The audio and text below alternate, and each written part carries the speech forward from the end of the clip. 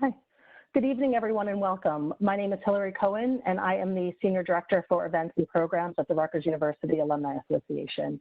I thank you all for being with us this evening, and I hope that you are all healthy and safe at home.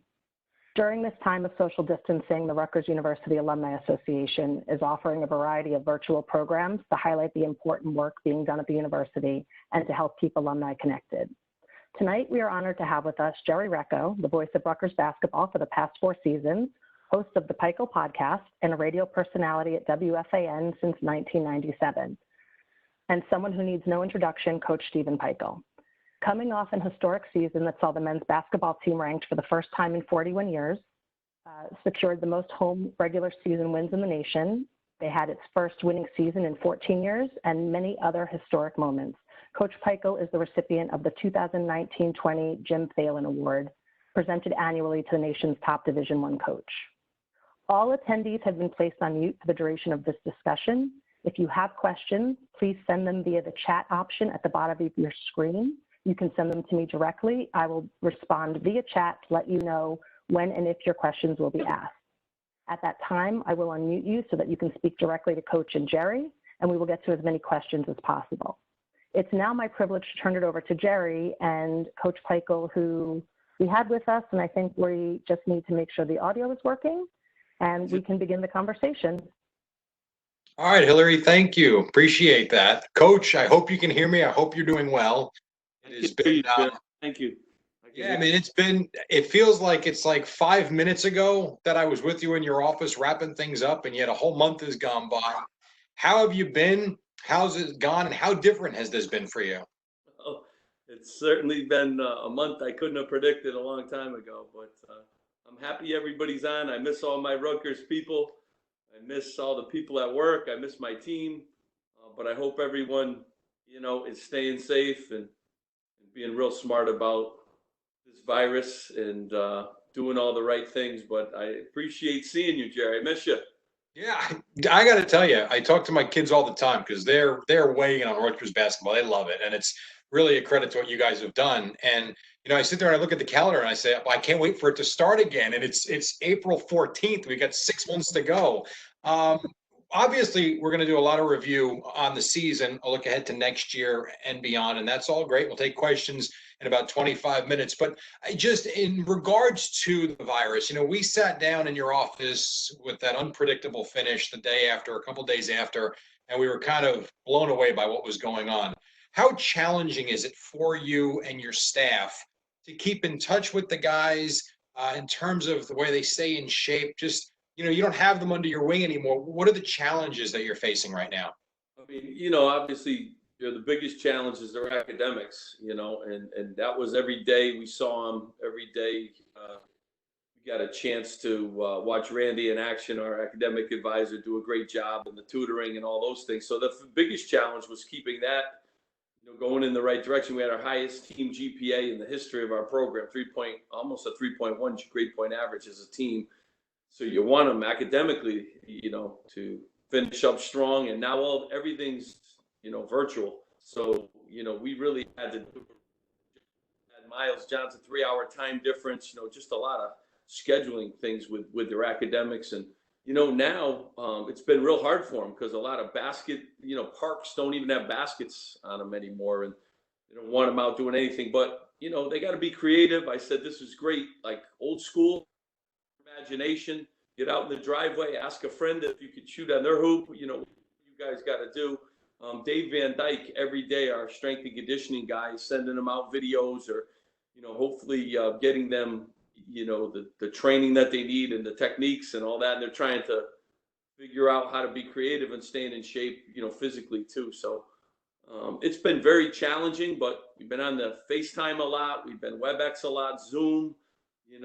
Team meetings. We had a compliance meeting today for an hour, so we're still doing a lot of things. We talked about scheduling and we talked about recruiting with my staff and, just trying to keep everybody organized in this really difficult, time to do that. No question. And, the shame of everything that's happened And not just you. I mean, everybody in the country and teams that were going to be going to the NCAA tournament was really the timing of everything. And we certainly had no idea when we were there in Indianapolis what was coming forward in terms of this season, because, obviously that's what people want to hear about and they want to talk about next season, because the excitement level in April for the 2021 season really is it's amazing. It's off the charts. When you look back now on the season and you've had time to reflect, you've had a solid month now, and clearly more time at home than you'd probably like to have had.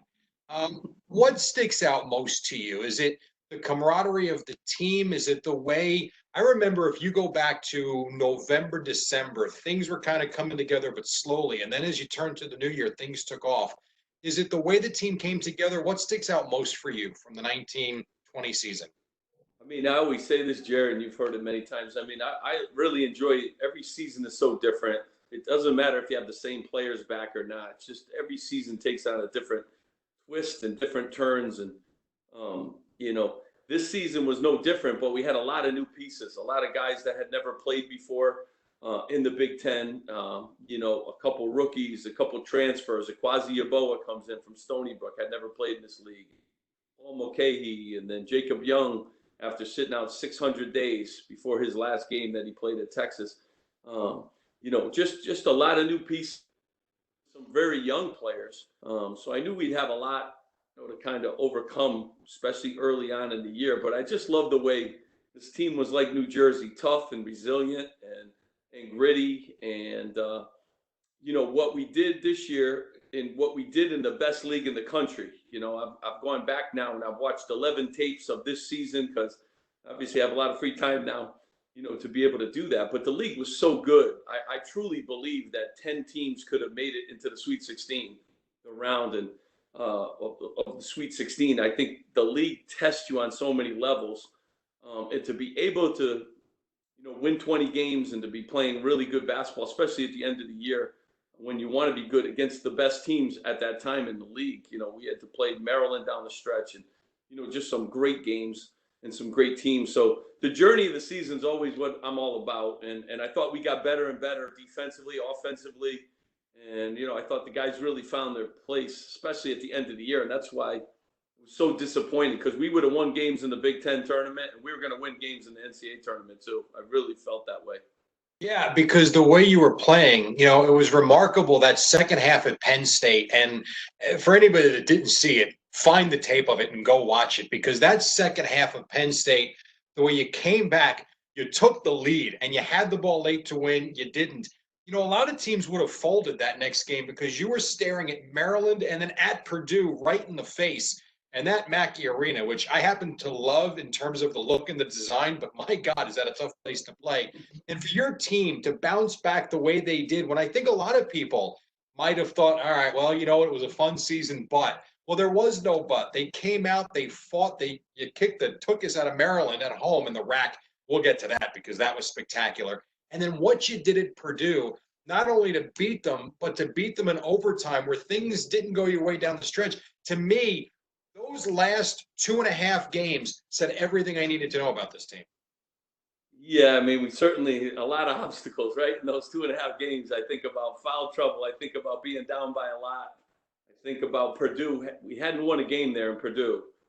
And Jerry, I think it was 22 points per game was the margin of losses at Mackey and Purdue, and it was senior night there. So certainly some of the unbelievable obstacles. Maryland was playing for the league championship at the rack, so they were playing for a lot, at stake. And I really just feel this journey from this year, being ranked for the first time and never being ranked, having winning streaks, having swept teams, all the things that we accomplished, I really hope are going to really help us next year.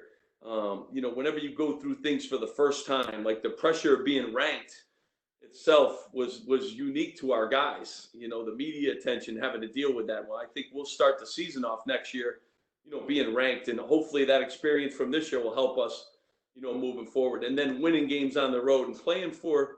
I told our guys the other day we were 3 games out of first place. Like we were. We beat Wisconsin. They won the league. They were the champ. They were the number 1 seed. We beat Maryland. They won the league. We only played Michigan State one time, the first game of the season. on the road. So we were right there with the best teams in the league too. So hoping that bodes well for us for next year too. Before I get to a couple of players and individual achievements that encompass the team, the rack, it's something that we've talked about all year long, and it started early on, and it felt like it was building and building and building. And I remember, I want to say right around Christmas time, turn of the new year, people really were into this team, and the Seton Hall win was certainly a big one for sure, as we know. But you could start to see the crowd levels rising all the way to the top on a consistent basis. And then from there, it went to, if you wanted to get into the rack, don't call the box office. You got to go secondary market. What does it mean for a program to go from where you started to the levels you saw this year and such a home court advantage, and to see people buy in like they did? Yeah, I mean, that was unbelievable. The journey for my 4 years to get the place to a home court advantage was just awesome. And like you said, it took everybody too. It's the community comes out. They've been great. It's our season ticket holders. It's our students. Our students have made the place really difficult to play and loud. And I'm just proud that they come. This team decided this year that, they were going to play unselfish basketball and be tough. And I think we finished number 6 in the country in defensive efficiency. So our team decided that, and they decided they wanted to have a special year. And then our crowd decided that they were going to make the rack the toughest place in the league to play. And it was funny, to hear some of the other coaches in the league talk about our place. The same way when I go to, Mackey Arena at Purdue, it's so hard to play there. We now have that advantage, and I'm proud of that. But I'm more excited that they came out to support our student athletes. We got great kids. I mean, sometimes people forget they're students first. They go to school all day long. They go to labs. I mean, Miles is in engineering. We got guys in the School of Business, some of the most competitive majors, that we have at Rutgers. And, they play basketball too, and they happen to be good at it, but they are students. And when people come out and support them like that and make it like an unbelievable place, and hopefully we could just continue that momentum, into next year when people don't want to play. Because I remember my first year, Jared, all the coaches would call me. They would play us at the rack 3 times in the same season. That's how confident they were, and it was kind of like not a home court advantage the way it is now. Now nobody's calling at the rack, and I love that. No one wants to play there, which is awesome. And we will get to your questions in just a couple of minutes. I could talk to Coach forever. But a few more things I want to touch on. I cannot believe we're 15, 16 minutes into this, and I haven't mentioned Gio by name yet, because, you said something there talking about the team becoming an unselfish team. And to me, it starts and stops at the top. And Gio, now going into his senior year, but this was his junior year, really was the leader of this team, at least from my standpoint. It kind of seemed like his unselfishness kind of spread throughout the club. And there were extra passes and a lot of really good sequences. And his leadership to me was unbelievable. From where you sit, how about where he's come from, where he is, and where he's going? Because I got to tell you, too, I don't know if you're on the social media, but he started this step back challenge. It's awesome. The kid, he's just so likable, and he's a great basketball player. Just talk about his progress in his 3 years. I'm waiting for you, Jerry, to be in the step back challenge. So I'm waiting to see. I got my kids in it. I can't shoot, though. Let's go. I actually have 2 of my kids right here. Where you going, Liv? I have my guy, Kevin. Put your face in there, Kev. So I know, Kev. What's up, man? And Olivia right here. So this is my daughter, Olivia. Hi, Olivia. She's a junior. Kev's committed to Rutgers already, class of 2026. So they're here, and they're doing the step back challenge too. So we're home here with the quarantine. But, Gio, first of all, Jerry's got a 3.4 grade point average. So, all these other things that he does unbelievably well for us, and his leadership and, his social media and the things that he's doing, right now for our community are unbelievable. But he's a better kid. He's a heck of a student, and his development from day one. Now, he's the first guy to believe in, in us and believe in the path that we were taking, to try to make Rutgers basketball really good. And he's lived it, from day one. He's lived the build, and couldn't be more proud of him. And I still believe, he had the broken thumb this year, so he went through a tough stretch there. I still believe his best basketball's ahead of him. He gets better every summer. Hopefully this summer he comes back with some new twists to his game. But, I'm really excited. Our senior class, he and Jacob Young next year, are two guys that, really improved all year long. And on especially, I think they could be two of the best defenders, too, in the conference. So, it starts with him, but I'm most proud of those things that he does off the court and in the classroom and all those things, which are really, really neat. And you bring it up a lot, and I love the fact that the classroom work means so much to you, because I'm not saying there aren't, but I'm not sure how many coaches care that much about the grade point average and the fact that the kids are going to class. And you mentioned Randy Larson a couple of times already, just the great job she does. So yeah, it's tremendous going forward, because this was a great season, but it was an incomplete season for the whole country. You're thrilled, obviously, that Gio does have another opportunity, but Akwasi doesn't. Shaq Carter doesn't. Joey Downs doesn't. And certainly it stinks for those three that they didn't get a chance to compete in the NCAA tournament. I wrote some names down because I don't want to forget anybody. But you were talking about Miles and the sophomore class you have coming into their junior year next year with Miles and Caleb and Montez and Ron and Mamadou. I don't want to forget anybody. That's a heck of a group right there that has 2 years left. Like, you've got to be just so fired up knowing, A, what you've built so far, but also knowing you got a lot of work ahead of you and a lot of good pieces. And we'll get to the recruits in a minute for the ones you can talk about. This is an exciting, exciting time going forward for these group of players. I mean, really, those are two, that class believed in us too before we didn't have 20 wins at that time. We didn't have the new practice facility. We didn't have all things that we currently have. So I'm real proud of that class. It's again, I've tried to build my class around great kids from great families that have upside, that want to get better, and most importantly, want Rutgers. And I love Rutgers. I tell you this all the time. I'm the luckiest guy in the world. I love the job I have. My son is a freshman at Rutgers. I believe in the place. I think the people are just spectacular, and to have that sophomore class and to see their development, Jerry, that's a big part of it. And that's real thankful to my staff. They do a great job, but the kids too do a great job of buying in, and they got to do the work. And but Brandon Knight, Carl Hobbs, Steve Haynes, Shoes Vitrone, the staff taking a serious role in the development of these guys getting better and better. And I think you saw their sophomore year how much better they became. I always think the biggest jump you make is between your freshman and sophomore year.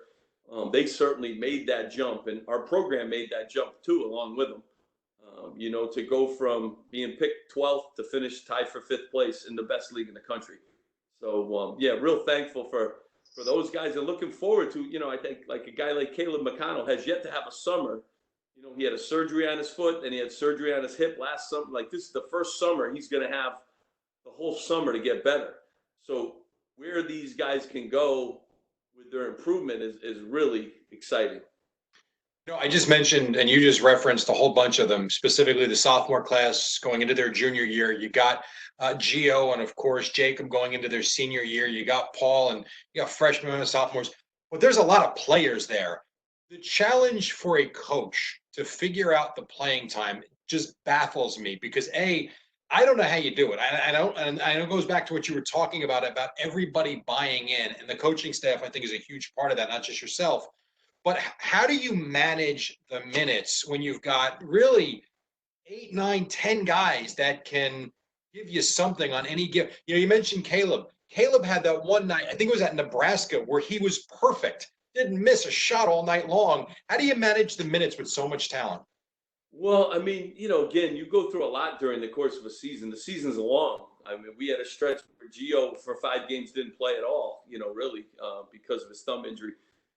So you got to manage a lot. There are guys that are in good streaks sometimes, playing really well. And then as the course of the season goes on, then you're going to have some stretches where you're not as good, too. But it's one of the hardest things to do, because everybody – before the season starts, we start off with how many minutes are going to make you happy. And you just start putting that into the equation, and you have 200 minutes, and I think our number that we get to, in order to make everything happen, I think the number was 400 and like 2 minutes. So like I said, well, I can't really make anybody happy then, because we'd have to play 3 games in the same night to give everyone the minutes that they need to be happy. So, it's compete, it's practice. I love that we play such good defense that, a lot of times guys are raising their hand. They need a blow.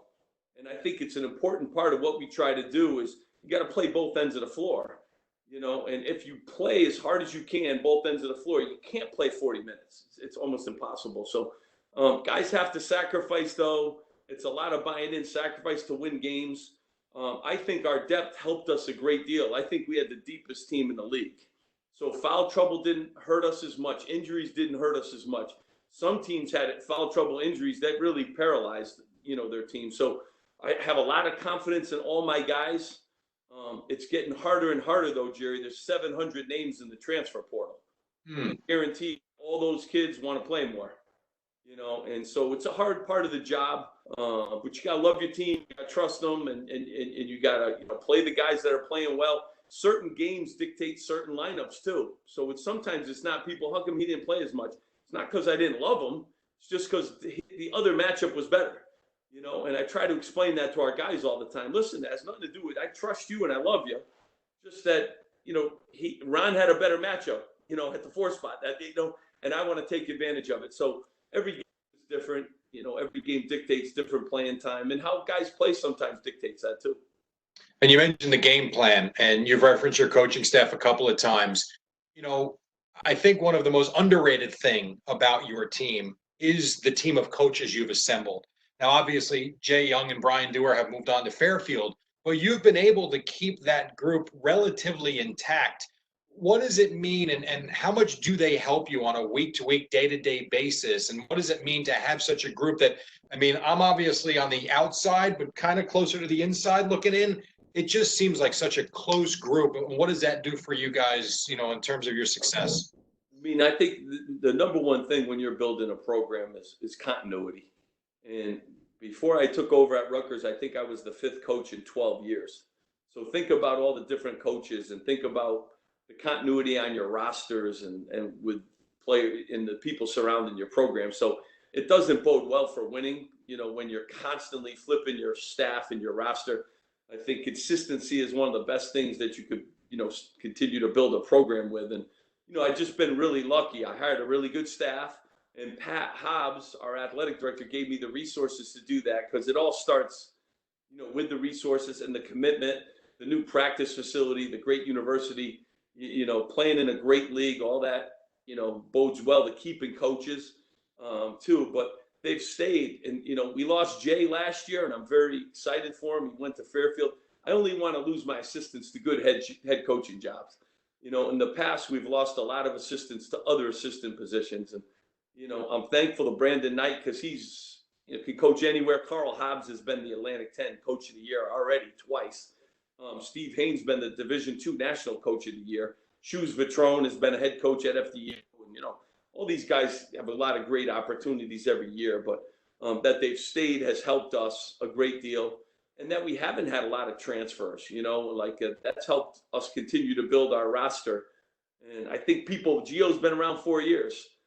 People know him. Kids grow up now wearing his number. We never had that continuity. We were flipping our roster every 1 or 2, 3 years, the past 12 before my staff got there. So it's hard enough to win games when you're, redoing your roster and your staff every year. It makes it really, really difficult. Well, speaking on the staff, I said to Pat Hobbs, Joe Boylan and myself had him on at halftime at Purdue. And I just said from him to you, through your staff, to the student managers, just a classy group of guys that just makes the job so much fun. And we very much appreciate that. 2 more, and then we can get to some questions because I know you guys have a lot of them. Number 1 on the recruits, and I know you can't talk about all the recruits, I get it. But on a couple of them that are coming in, what does it bring to the team? We've seen Oscar Palmquist, obviously. Just give the fans, the alum out there, just a little idea of what's coming in that you can speak about. I think too, Jerry, very excited, obviously, about our newcomers. First of all, they bring great size.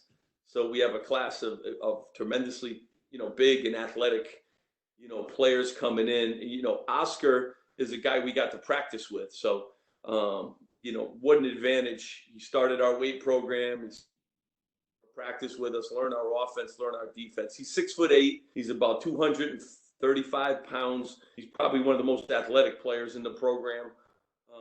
He's one of the stronger freshmen, too, that we've brought in physically. But his trick is he really can shoot the ball. He's a lefty, and he really knows how to play. So very excited. He's going to play on the Swedish national team. I mean, we're all set to spend the whole summer with him this summer now. Unfortunately, I don't know where that's going to end up with the coronavirus and what we're dealing with. But, very, very excited. Another good student, really in the gym kind of guy, gym rat. So excited about him. And then we signed a 6'10" kid, Dean Reber, was one of our first commitments. He was actually playing lacrosse this year, too. So a really good athlete and very bouncy, and he's about 240 pounds. He's another 6'10", really athletic, tough, great kid, great student. Couldn't be more excited about adding him and his engineering major at Rutgers. So our alums helped us. So to all of our alums out there that you have grandkids that are 6'10", 6'11", 30-inch verticals, that's a good thing. Let us know. He is very exciting and is going to do a real good job. And then we signed a player from Prolific Prep, which is probably the #1 prep school in the nation. His name is Mawat Mag, and Mawat is from Australia. And tough as nails, another 6'8", can really shoot the ball. I think he'll come in defensively ready to guard anybody. His high school team has NBA draft picks right now on it. So every day in practice, he's playing the best of the best. And he's a great kid, another great kid, and going to be really excited to add those guys, to our already returning players. Excellent. My last one for you, because you were talking about being ranked for the first time in quite a while this year, which was awesome. It was so much fun. You talk about next year. I'll read you a couple of names where right now they think you guys fit, which is great. Andy Katz has you thinking at number 13. John Rothstein at 20. Seth Davis, 22. That, to me, tells me that you guys are going into the season with an X on your back, like every team in the Big Ten. But all of a sudden, it's not, well, we're playing Rutgers. Now it's, we're playing Rutgers. What about playing with expectation starting the year next season? Well, I mean, that's why I think this year's journey, will really help us because, we went through it this year. There were a ton of expectations, especially as we continued to win, basketball games. And our guys were able to live through those kind of things. They hadn't had expectations in the past. And so I'm really hopeful. I mean, I think those things are great. Preseason rankings, I've been ranked high.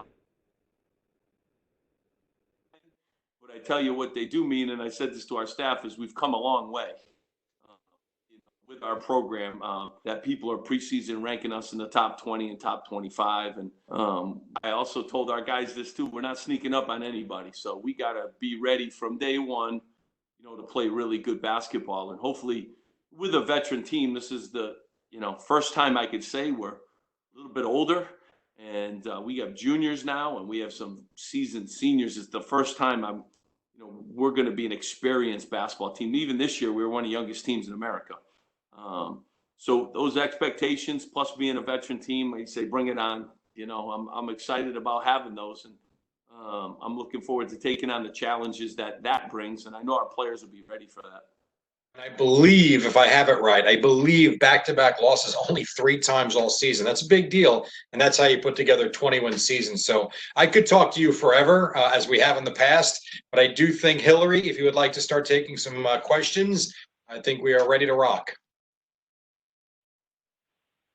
Great. Marty, go ahead. You're first. All right. Thanks so much. Jerry, Coach, great job last season. And this is Marty from East Brunswick, big fans. A question for the coach. Take us back to Indiana.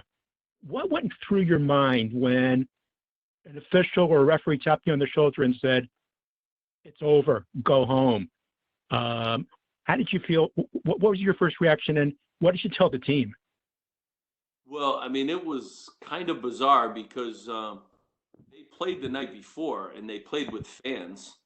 So we just thought the game was going to be played with no fans. So we were doing everything that we always do leading up to the game. And at about the 12-minute mark on the clock, we were going our pregame ritual. Pat Hobbs came in and said, "I don't think this is going to happen."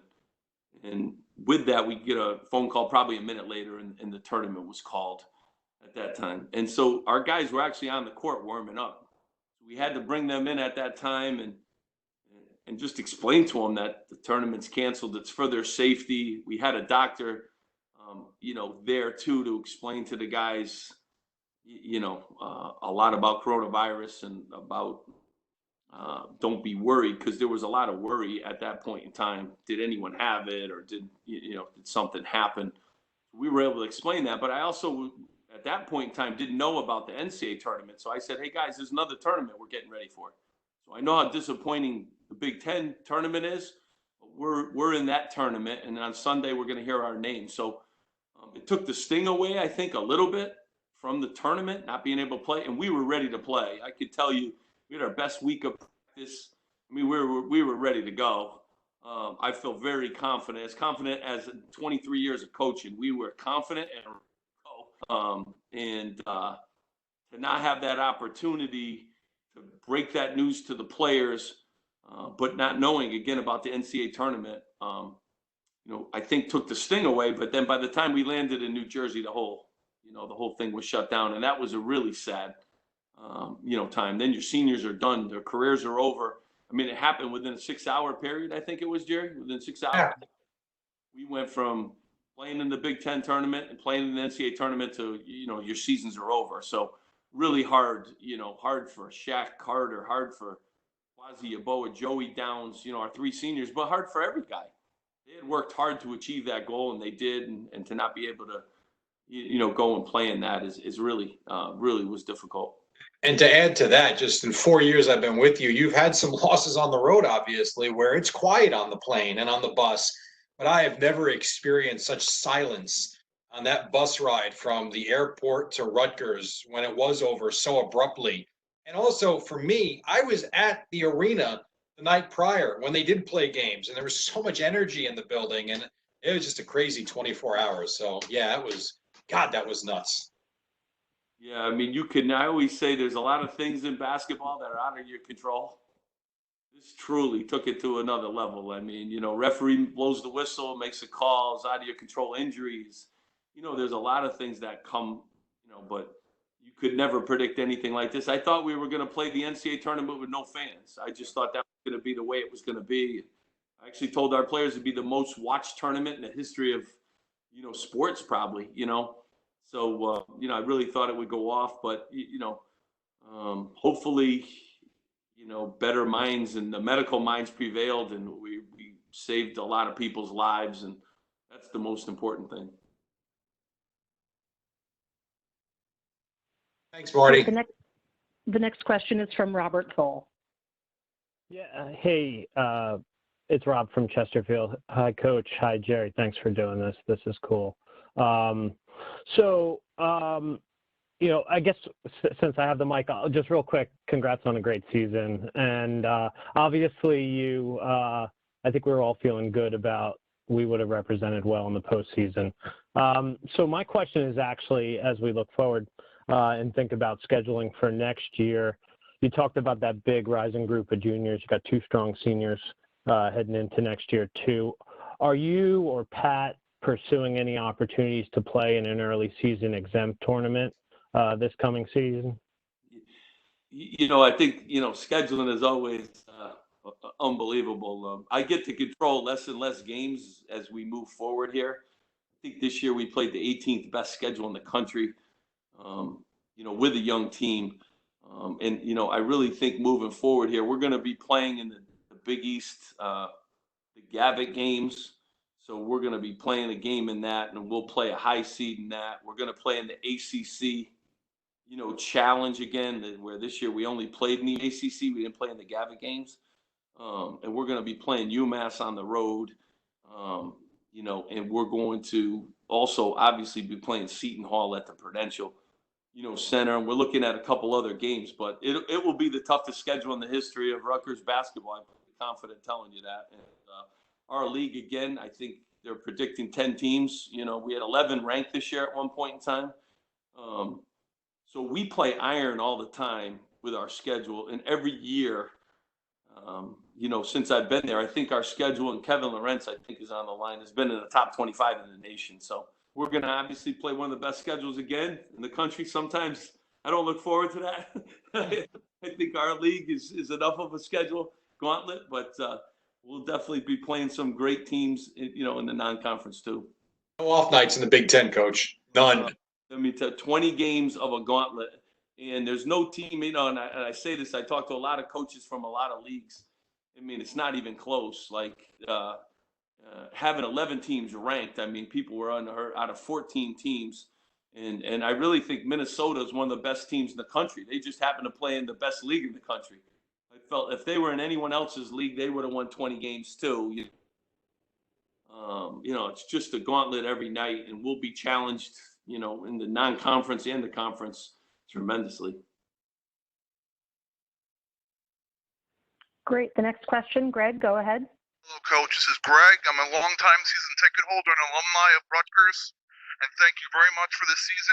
It's an honor to talk to you. Out of all the 4 ranked wins that you guys had this season, which one stands out to you the most?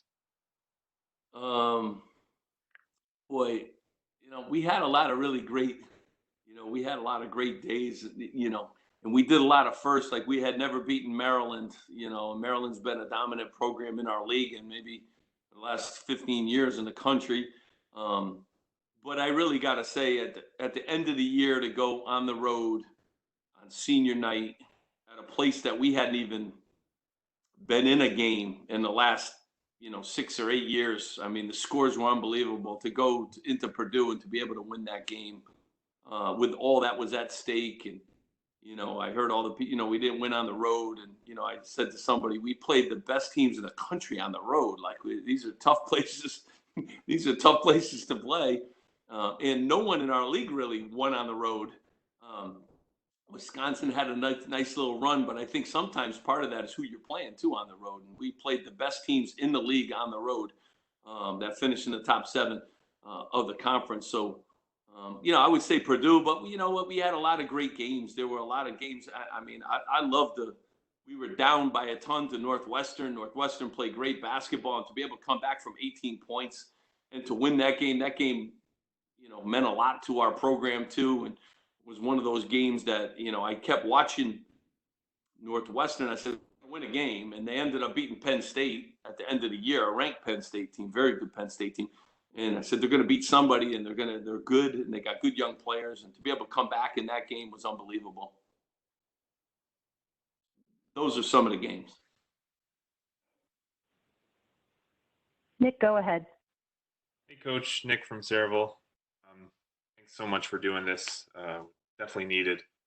A quick question about the freshmen coming in. If their arrival is delayed at all due to the virus, and you know, if you think it's an advantage that you return so many players, you know, if the ability to not practice extends, you know, your team has already been through it together. Do you think it's an advantage for you as well? I mean, you know, I'm hoping to get all the freshmen here, you know, as soon as possible. Freshman year is always the toughest year. Expectations always on freshmen are really high. Everyone remembers their senior year of high school. And so the quicker you can get them on campus and get acclimated to basketball, the lifting weights, to school, all that stuff, it really helps them. You know, and one of the things I try to do in recruiting is recruit gym rat kind of guys that want to be in the gym, guys that have a reputation of being in the gym. And I really think during this period, like, I don't worry at all. Like, I know our guys are finding a gym somewhere. You know, I know Caleb McConnell, Montez. I know Ron Harper. I know they're finding gyms. You know, Jacob Young is down in Houston working out. And so I think a lot of this goes back to the kids you recruit and bring in. And, you know, players are made when nobody's watching. And I think that's, you know, our group. And I'm so hopeful that they're going to come back better, even though these are the obstacles that we had to face this year, you know. And, we say it's always the obstacles that you have to overcome, and the obstacles now where you can't be together, you can't lift weights together. Some have no baskets, to shoot on at the park. But I'm like, guys, got to figure it out. It's like life, sometimes. So I'm very confident we have gym rat guys. They are veterans, so they've been around a little bit, which helps us a great deal. But I have a lot of confidence. They got to get better. That's a big part of this. And we're going to play the schedule that we're going to play, and if we're going to be, ranked and all those things, all the returning guys have got to get better. And I have a lot of confidence that they will. I mean, Paul Mulcahy's going to find a gym. I don't know where, but he's going to work out. That's how he is, and that's who he is. And so I'm glad. That's a trait that I always look for in kids, and now's the time you really are grateful that those are the kind of kids that you have. Mark, go ahead. Hey, Coach, it's Mark from Cranford. How you doing? Question on the NCAA is going to vote on May 20th about the no sit-out transfer rule. Are you in favor of it, and do you think it's going to start to become the wild, wild west after if the vote is yes? Yeah, it will be. It's already that. I think today there's 680 kids in the transfer portal right now. Kids are deciding on schools right now without even visiting campuses. We're in a coronavirus, which is, a pandemic. It's just going to add to the chaos, of the whole thing. So I'm in favor of the rule being implemented because I think it's good. The timing of it, I think, is not good. I think the last thing we need now is kids committing to schools that never met a team member or met a coach personally or visited campus. I just think this probably isn't the right time for it to be implemented, but the rule is definitely going to get passed. And any rule that can help the student athlete, I'm for. So I'm for the rule. I'm just, the timing of it is not great. Brian, go ahead. Hey, Coach, Brian Perkins, how are you? Brian, I'm doing great. How are you? Good. Thanks for doing this, and thanks, Jerry, for arranging this. Hey, two questions for you. One is, and I realize how fluid the COVID-19 situation is, but has the NCAA given schools any indication of scenario planning, whether they're going to or how they're going to let you get your kids back safely, start working out, and will there be any difference in timing in terms of how much time you have to prepare your kids and the start of the season? That's one question. I'm just hopeful, Brian. I don't think the NCAA is in the middle of that. I think they've left it up to the schools when they're going to allow kids back on campus and when they're going to allow them to work out in the facilities. So I think it's going to be really a school decision. I think the NCAA is kind of moving forward like week by week with, what we do and not do. I mean, it's a dead period now until the end of May, which means you can't do anything or have recruits or, those kind of things. So they put that rule in. So I'm hoping on June 1st, we can get back to, doing some things, but again, it's going to be a medical decision before anything. I don't think the NCAA is going to get in the middle of it until schools start approving their kids back on campus. Yeah. Okay. The second question. I'm glad we have an experienced crew and an experienced coaching staff because I think it's going to be really different for you guys this year and all teams. Anyway, hey, Cliff Omarui, we all know he has great long-term upside. Without adding to freshman expectations, as you mentioned, what do you expect from him this year, his freshman year? Well, I can't talk about he hasn't signed a national letter of intent yet, so I cannot comment on any player that has not signed a national letter of intent. So I want to jump in one if I can. I have ones from social media, Coach. I have actually a few, but I'll give you one. I like this one. This is from Nate, class of 2020, so he's graduating soon. The process of changing the culture at Rutgers, which is something that takes time, and you clearly have done a really good job over that in your 4 years. Where do you start, and how do you get to where you've gotten to? I mean, Jerry, I just think, when you take over a program, there's a lot of things that you sit down and look at. And, certainly, attack the staff first. I think that's a big part of changing your culture. And I went about putting together the best staff in the country. And then basketball wise, I watched tapes of the team that played the year before I got there, and so what areas can we make the most dramatic impact? And that was defensively and having an identity. I really believe that each program needs an identity. I didn't think we had an identity, and so really tried to change that. First rebounding and defense, and I think we made some unbelievable strides. If you look at the statistics, I mean, we were one of the worst rebounding and defensive teams in the country, and this past year being sixth, defensive efficiency is unbelievable. If you go up 20 spots, it's a good spot. We've gone up almost 300 spots in the last 4 years. So against some of the best schedules we've ever played. So I think that's a big part of culture. Be unselfish kids. Have an identity on the basketball court. Have an identity off the court. We're involved in the community. We're trying to do great academically. Have goals set in those areas. And then you got to get the kids to buy into that and get your staff to monitor it and hold kids accountable and all those things. So, we've really done a good job. But I will tell you, Rutgers Nation has helped a lot. Great people that have helped, people that have come out to games, people that support. Obviously, all the donors. The new facility, Jerry, is like, players want to come and play in that facility. We did not have that before. I mean, the rack, my first year on the job, we just put air conditioning in the rack. So, we've come a long way, and that's Pat Hobbs, and that's all the people that support the President Barchi, and all the different people that have come about, our alums, really help us.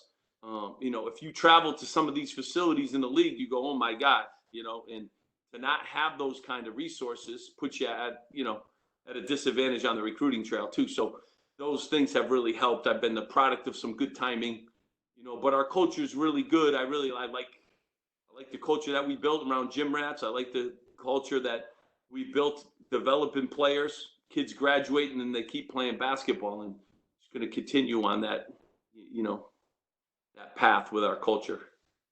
Hillary, you can take another if you got one. Yep. Go ahead, Alex. Hi, Coach. Hi, Jerry. Thanks for having this again. This is really awesome from Ocean Township, New Jersey. The transfer market's been really hot, and because Rutgers is such an up-and-coming team and program, it's been hot. I've seen, rumors, not going to name players that have been interested in coming to Rutgers. So how do you balance intriguing prospects with loyalty to current players on the roster? Yeah, I mean, that's going to keep getting harder and harder. I mean, currently we don't have any scholarships, so all these kids that pop up, we don't have any scholarships, so we're in a good place with that. But you got to be real smart nowadays, because for every transfer you take, you're probably losing a player too in your program. So, I think we're going to continue to take special kids. I think the guys that we've taken in the past have done really well, because I think it's been well thought out. It's been a kid that fits what we need. I think, Kwazi Yaboa is a perfect example. He's a 3.7 grade point average in grad school. Our graduate programs are elite, so you need to get great students to get in there. I think CJ Geddes, he was a really good student. He got into grad school. He filled a huge void. We had no size. Kwazi filled a huge void. We needed some maturity, and we needed a shooter, guy with the ability to shoot. So I think we've done a really good job. I think you really got to do your homework. I think you really got to find out the reasons why they're transferring to begin with. Some kids transfer unrealistic expectations.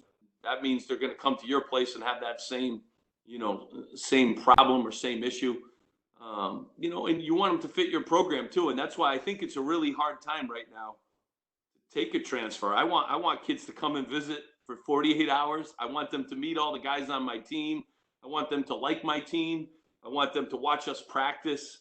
I don't want to give a kid a video of the nice dorm down the street and, are you coming to, he needs to really understand what we're all about and what our team is all about. So I think right now it's a real hard time to take any transfer, any player, but everyone's doing it. There's a lot of them on the market. I think you got to be real smart, and how you go about that. And I like my team a lot for next year. So we're going to be really careful who we add to it.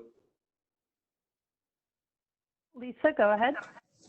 Thanks, Hillary. Coach, thanks so much. We love your enthusiasm. Lisa and Ralph, also from Monmouth County. Just wondering, you're talking about kids coming in. Are there any great kids coming to Jersey from the international pipeline? I mean, there's always, terrific kids coming in and out of New Jersey from everywhere. I like our international guys that we have in the program. They brought huge elements, especially, like a Quasi and Oscar Palmquist is from Sweden. He's one of the best young players in Scandinavian countries. Is hoping to play in the Olympics at some point in time. And, like I said, Mawat Mag is from Australia. So we are, doing a great job, and they fit in great. There's a great population of internationals at Rutgers, and they're very comfortable in that environment. So that's an area that I think we've done a pretty good job of, of recruiting. Great. Ed, go ahead. Hey, Coach, Ed Palmieri, how you doing? Ed, good. How are you, Ed? I'm very good. Thank you very much. Somebody stole my first question, and that was something I ask you every year, and that's if we're gonna go to a preseason tournament. That's what Pam usually asks me to ask you every year, and but I think that you answered it pretty well by earlier. Yeah, I mean, scheduling's always, very difficult. We're getting to the point now that, between the 20 games you play in league play, you have to almost play in a multi-disciplinary tournament, which gives you an extra 2 games. Otherwise you can only schedule 29 games. And then every year we're playing Seton Hall, and every year we're playing in the Big East Challenge, the ACC Challenge. We've added UMass now on the road. We're talking about another game. So really getting to the point, and I wouldn't be surprised at this either if the schedule's done like before the year starts. Like there's no longer, I think that's where everyone's headed to with this. It's going to be made. The league office is going to give you the schedule, and it's going to be done because there's only a few games now that you can actively schedule as a coach.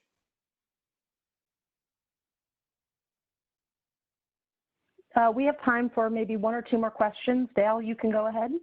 Yes, Coach Pikiell, good evening.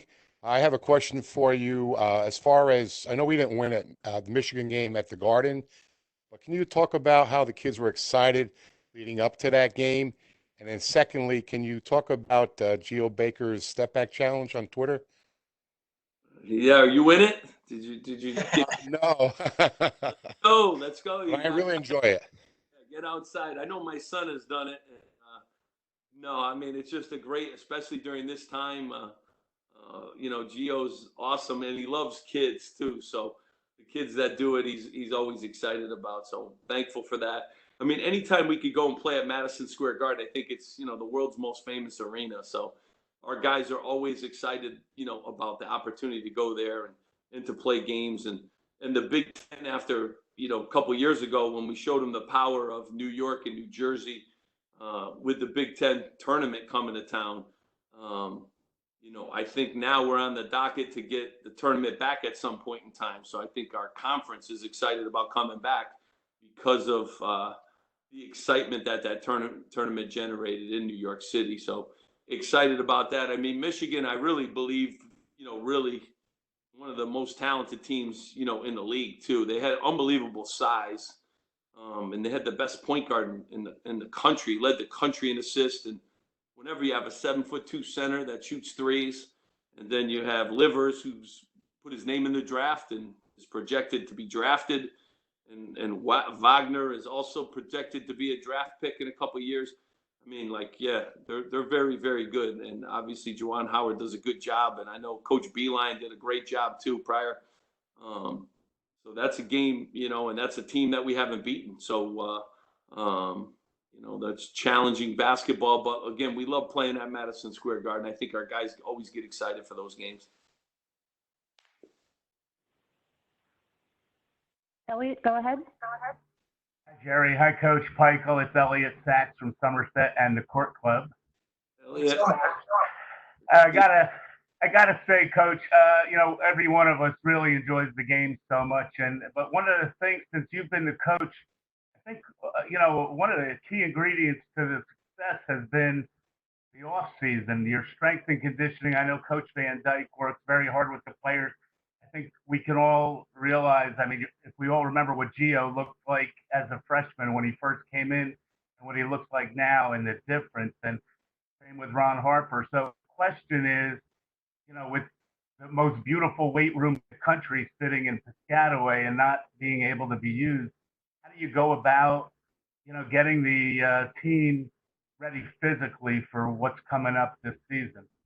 Yeah, I think, Coach, I was on a coach's call just the other day. I think we're all in the same, places. And most importantly, like I tell our players every time we do our WebEx seminar with our players on Friday, I said, the most important thing is to stay safe and healthy. Because if you're not healthy, and it doesn't matter. So let's take care of ourselves right now during this time.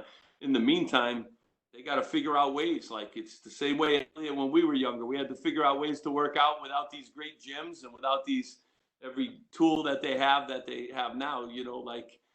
Push-ups and sit-ups are one of the great things that you could do. And I know Dave Van Dyke is on the phone with them daily. He sent them, nutritional stuff. We send them, some of the materials that they need and some of the tools too that they're going to be able to use while they're at home. And, they just got to be real creative about that.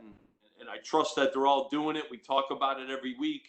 When I do my, FaceTime calls with our guys, we go over their schedule and stuff. And, I think you have to put a lot of trust in your guys. You recruited guys that you expect them to be in the gym and they got to find ways to do that. So it's unfortunate we can't use our great facility right now, because I really think we would have, be able to take a huge jump. But everyone's kind of in the same boat. And I say to the guys, the teams that take advantage of this time the most are going to be the most successful teams next year. So how can you take advantage of this time? And if other teams are not, and we're going to be better for it. And I think we've recruited guys that want to get better. So I'm thankful to that, and thankful too that they've stayed healthy and their families have too, which is the number one concern.